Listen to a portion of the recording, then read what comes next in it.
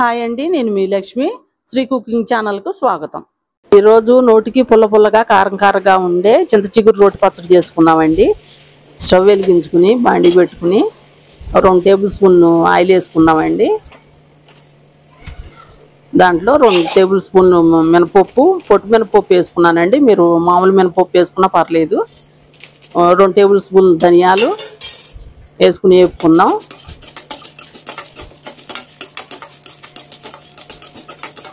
అవి కాస్త వేగిన తర్వాత ఒక 25 ఎండుమిర్చి తీసుకున్నానండి, 25. అవి కూడా వేపుకుందాం. మంచిగా వేపుకోండి. అయిపోయింది అండి. ఇది ఒక గిన్నెలో తీసేసుకుని చింత చిగురు తీసుకున్నానండి. 50 గ్రాములు ఉంటుందండి. అది వేపుకుని పక్కన పెట్టుకుని ఇది రోట్లో వేసుకుని దంచుకుందాం. ఇవన్నీ ఎండుమిర్చి, ధనియాలు, మినపప్పు దంచుకుందామండి. అవి కొంచెం నలిగిన తర్వాత కొంచెం రుచి సరిపడా సాల్ట్ వేసుకొని మళ్ళీ ఒకసారి నూరుకుందామండి. ఒక 5-6 వెల్లుల్లి, ఒక స్పూన్ జీలకర్ర కూడా వేసుకుందామండి.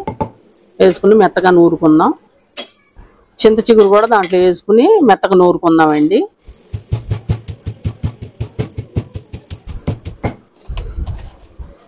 కొంచెం జీలకర్ర,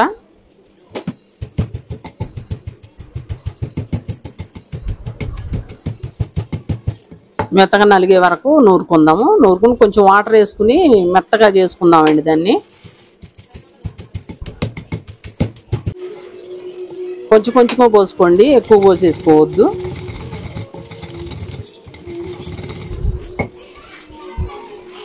అయిపోయిందండి, మెత్తగా నూరుకున్నాను.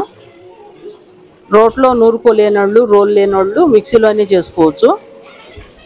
ఇది ఒక గిన్నెలో తీసేసుకుందాం. నేను తాలింపు పెట్టుకోవట్లేదండి, ఇష్టమైన వాళ్ళు తాలింపు పెట్టుకోవచ్చు. నేను రోట్లోనే అన్నం వేసుకుని కలుపుకుంటున్నాను. బాగుంటుందండి ఇట్లా వేసుకుని కలుపుకుని తింటుంటే. వేడి అన్నంలో ఈ పచ్చడి వేసి కలుపు తింటే చాలా బాగుంటుందండి. పచ్చి నువ్వుల నూనె కానీ పల్లి నూనె కానీ వేసుకుని తింటే ఇంకా బాగుంటుంది. ఒకసారి ట్రై చేయండి. మా వీడియో మీకు నచ్చినట్లయితే లైక్ చేయండి, షేర్ చేయండి, సబ్స్క్రైబ్ చేసుకోండి.